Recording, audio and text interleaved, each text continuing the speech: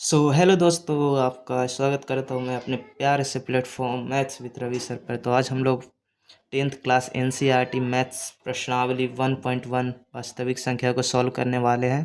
अगर आपने इससे पहले इसका इंट्रोडक्शन वीडियो नहीं देखा तो सबसे पहले उसको जाकर देखिए। चलिए हम क्वेश्चन को शुरू करते हैं। सबसे पहला क्वेश्चन हमारे पास, निम्नलिखित संख्याओं का एचसीएफ ज्ञात करने के लिए यूक्लिड विभाजन एल्गोरिदम का प्रयोग कीजिए। तो हमने पिछले क्लास में इंट्रोडक्शन वाले पार्ट में इसको बहुत अच्छा से बताया था। तो चलिए हम क्वेश्चन को स्टार्ट करते हैं। तो हमारे पास है सबसे पहला क्वेश्चन 135 और 225 का यूक्लिड विभाजन एल्गोरिदम से बनाना है। तो सबसे बड़ा वाला को हम क्या मानते हैं, ए, और उससे छोटे वाले को बी। ए को हम कहते हैं भाज्य, बी को कहते हैं क्या, भाजक। तो सबसे पहले यहाँ से 225 बराबर में कितना हो जाएगा, 135। तो 135 में 225 से भागा देंगे तो हमारे पास कितना, एक से लगेगा, शेषफल कितना आएगा, 90। तो ये मैंने लिखा है गुना 1 + 90। अब आप लोग जानते हैं कि क्या, भाजक को भाज्य माना जाता है और शेषफल को भाजक। तो यहाँ से हमारे पास क्या है, 135 यहाँ आ जाएगा और 90 यहाँ पे आ जाएगा। फिर 90 में 135 से भाग देंगे तो कितना से लगेगा, एक से लगेगा, जो कि आप लोग को दिख रहा होगा शायद। हाँ, अब दिख रहा है। तो यहाँ पे आ गया 90, यहाँ पे हो गया 45, 2 से लगेगा, फिर कितना आ जाएगा, 0। तो यहाँ से एच सी एफ बराबर जो थर्ड नंबर पर रहता है वो क्या हो जाता है, एच सी एफ। तो हमारे पास कितना आ गया, 45। चलिए इसका दूसरा नंबर देखते हैं, 196 और 38,220। तो यहाँ से ये हो जाएगा ए बराबर बी क्यू प्लस आर। सबसे बड़ा को ए मानना है, उससे छोटा को बी। तो यहाँ पर 196 में इतना से भाग देंगे तो पूरा कितना से कट जाएगा, 195 से। तो गुने 195 प्लस शेषफल कट गया पूरा, यानी 0 बच गया। यहाँ पे थर्ड नंबर पे कौन सा है, 196। तो यहाँ पे 196 हो जाएगा हमारा आंसर। तो चलिए अब क्वेश्चन नंबर करते हैं इसका दूसरा। हमारे पास क्वेश्चन है 867 और 225। तो फिर से हम सबसे बड़ा को मानेंगे भाज्य और उससे छोटे को भाजक। तो 255 में इतना से भाग देंगे तो कितना, 3 से लगेगा, प्लस शेषफल आएगा 102, जो कि मैंने आपको निकाल कर इधर साइड में दिखा रखा है। अब यहाँ से 255 यहाँ आ जाएगा, 102 यहाँ आ जाएगा। क्यों, कब तक, जब तक का शेषफल 0 नहीं होता है, ये प्रोसेस हम लोग करते रहते हैं, जो कि मैंने पिछले क्लास में बता चुका हूँ। चलिए तो यहाँ से हो गया 102 यहाँ आएगा, 51 यहाँ आएगा, 2 से लगेगा, शेषफल कितना हो जाएगा यहाँ, 0। तो यहाँ पास एच सी एफ कितना आ गया, 51।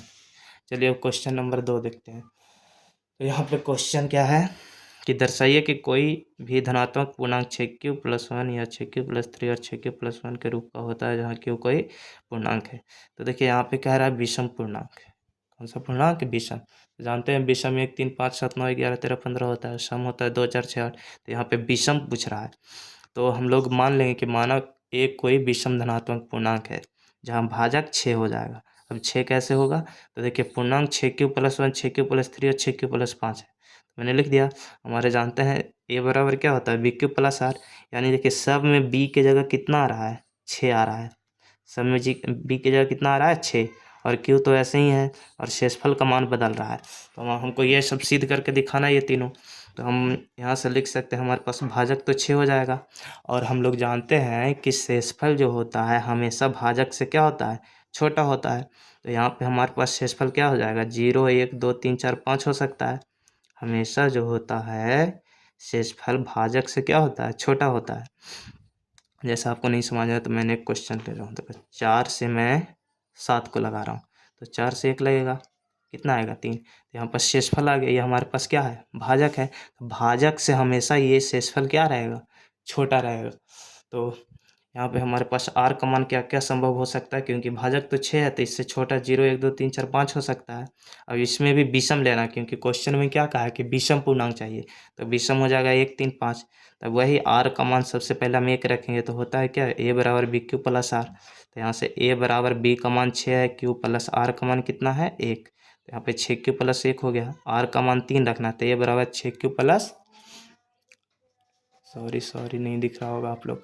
यहाँ देखिए अब आर बराबर हम लोग कितना रखते हैं, 3। तो हो जाएगा ए बराबर बी क्यू प्लस आर, यानी ए बराबर 6q प्लस में 3, क्योंकि आर का मान कितना रखे हैं, 3, और बी का मान तो 6 है ही।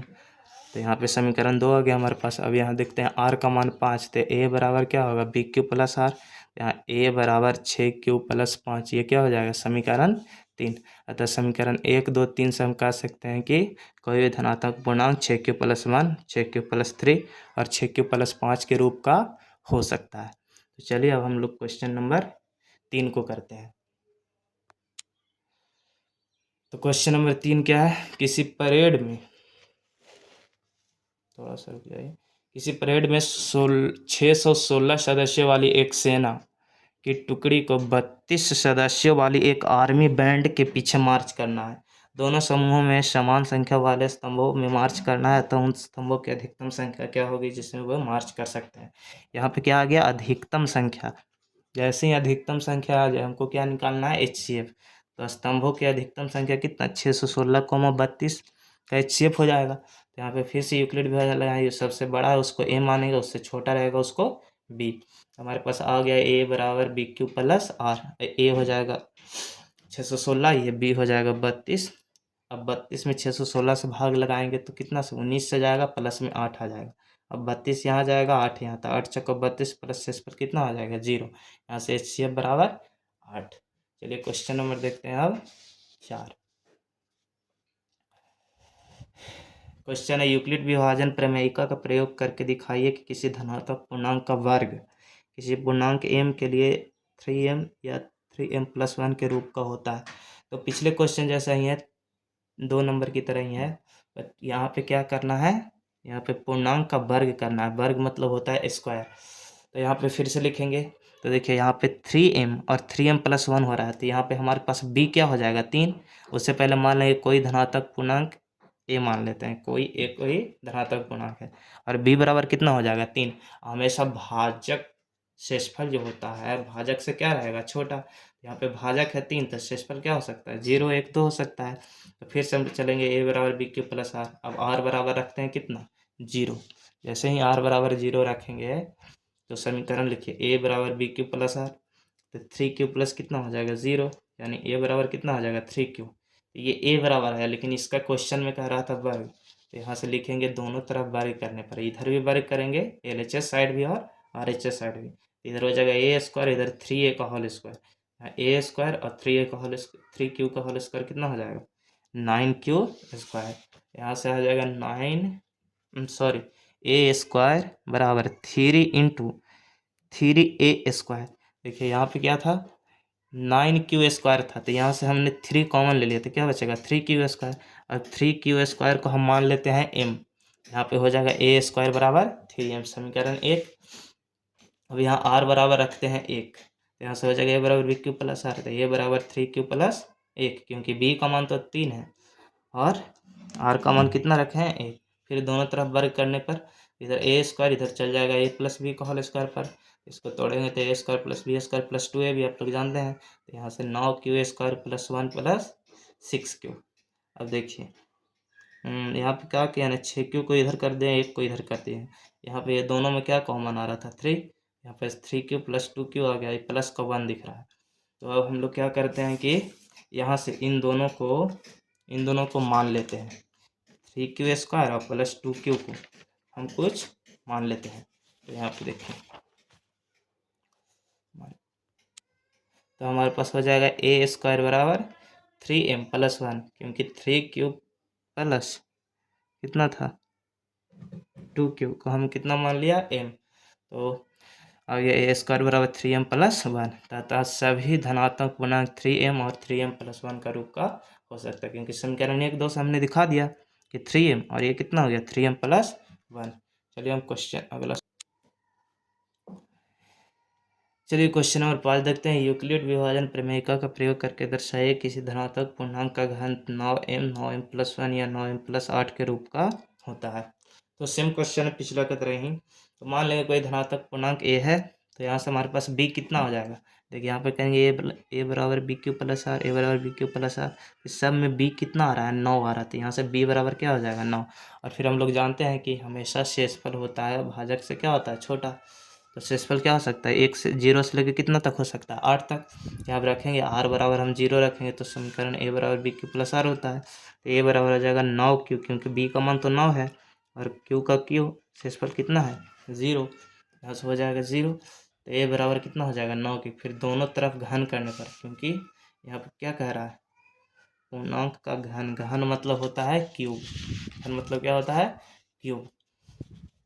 तो यहाँ से मैंने लिखा दोनों तरफ घन करने पर, इधर भी क्यूब और इधर भी क्यूब, इधर तो हो जाएगा एक क्यूब, इसका क्यूब करेंगे तो 9 क्यूब गुना 9 क्यूब गुना 9 क्यूब, क्योंकि क्यूब का मतलब क्या 3 बार गुना, जो यहाँ पे संख्या रहता है उसका क्यूब मतलब उतना ये बार संख्या की क्या होगा गुना होगा। तो देखिए इस सब में से मैं 9 कॉमन ले लिया हूँ, इन तीनों में दोनों में से 9 कॉमन ले लिया हूँ, तो बताओ एक 9 कॉमन लिया हूँ मैं, तो यहाँ पे हो जाएगा 9 9 81, तो क्यू क्यू क्यू कितना हो जाएगा, क्यू का क्यू यहाँ पे हो जाएगा एक क्यू बराबर 9 एम, क्योंकि क्यू 81 क्यू को मैंने क्या मान लिया एम, तो हो जाएगा 9 एम, इस समीकरण 1।